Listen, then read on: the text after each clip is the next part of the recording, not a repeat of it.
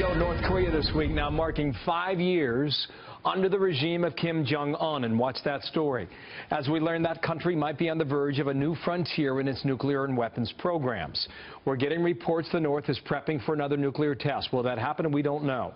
But Japan's prime minister is saying it now be capable of launching missiles tipped with deadly sarin gas. Senior Foreign Affairs correspondent Greg Palcott live in Pyongyang with the latest there. Greg. Bill, welcome back to Pyongyang, where tensions between the United States and North Korea over its nuclear and missile programs are real, and the city appears to be really defiant. Take a look at what we saw. You're looking at thousands of citizens of Pyongyang coming out in a very well-organized, orchestrated event, opening up a new neighborhood here in the capital. The idea by the regime is to give the semblance of order, give the semblance of a functioning city. Despite the sanctions, despite the problems over the nuclear and missile crisis, they say they are moving forward. They say they are functioning, and this is what we're seeing. Now, just a few hundred yards from where we were standing, North Korean leader Kim Jong-un, believe it or not, was cutting a ribbon on that government-backed building project. Officials calling it a sign of defiance against the United States and its backing of sanctions. This event is in advance of Saturday's anniversary of the birth date of Kim Jong-un's grandfather, the founder of North Korea, Kim Il-sung.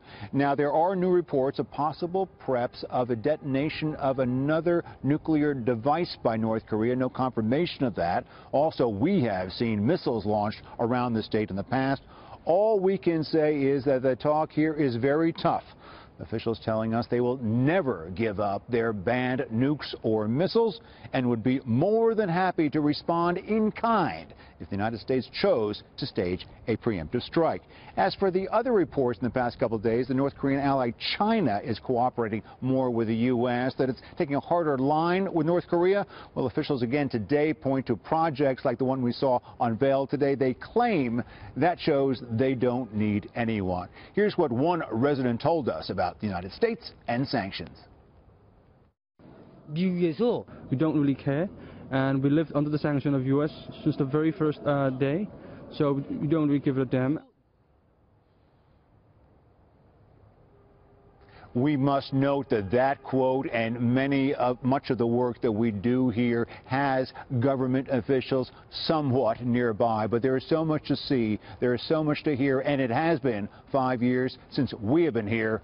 There's a lot more to tell. Stay tuned. Good to have you on the ground there, Greg. Greg Palcott live in Pyongyang, the North Korean capital city. It's unclear to me if the North has the ability to send a missile to Japan, 800 to 1,000 miles, which is what you would need to travel there. Would you ask Jack Keane about that next hour and find out?